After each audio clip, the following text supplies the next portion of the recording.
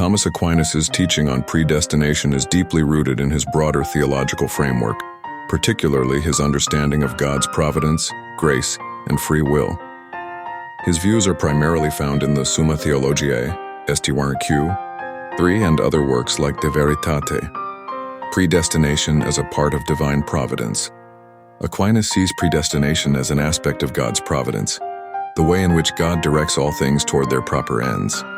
Just as God ordains natural causes to produce certain effects, he also ordains human beings to their supernatural end, which is eternal life with him. Predestination is God's plan for bringing certain people to salvation.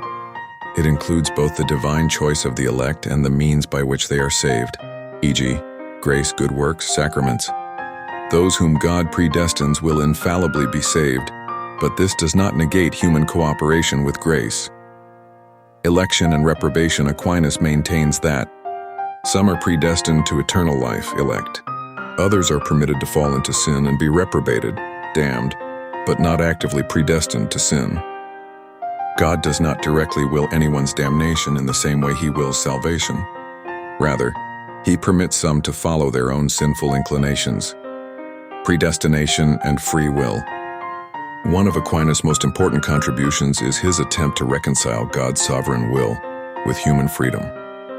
He argues that God's grace moves the will freely. Grace does not destroy free will but perfects it. While God's will is infallible, his predestination works through human cooperation. Aquinas rejects the idea of double predestination, as later formulated by Calvin, where some are actively predestined to hell. God's knowledge and the certainty of salvation. Aquinas holds that God's knowledge of the future does not impose necessity on human acts. This means God's foreknowledge does not force someone to act in a particular way. Those who are predestined will be saved, but they must still cooperate with grace. The role of merit. Aquinas teaches that good works, merit, are a result of grace and not something that earns salvation by itself. Those who are predestined will receive the grace necessary to persevere in faith and good works. How does God choose the elect? Aquinas insists that God's predestination is entirely due to his mercy and will, not based on any foreseen merits. However, those who are predestined are given the grace to actually perform good works which prepare them for glory. Summary. Predestination is part of divine providence. God orders some to eternal life. God's grace moves the will freely, preserving human free will. God does not predestine anyone to sin or hell. He only permits some to be lost due to their own sin. Merit follows grace. Good works result from God's predestining action, not the cause of it. The elect are chosen by God's mercy, not by any foreseen merit.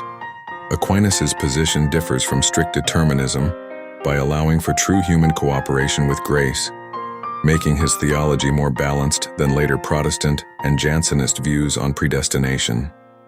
Honestly, not that different from most Calvinists, although double predestination is rejected.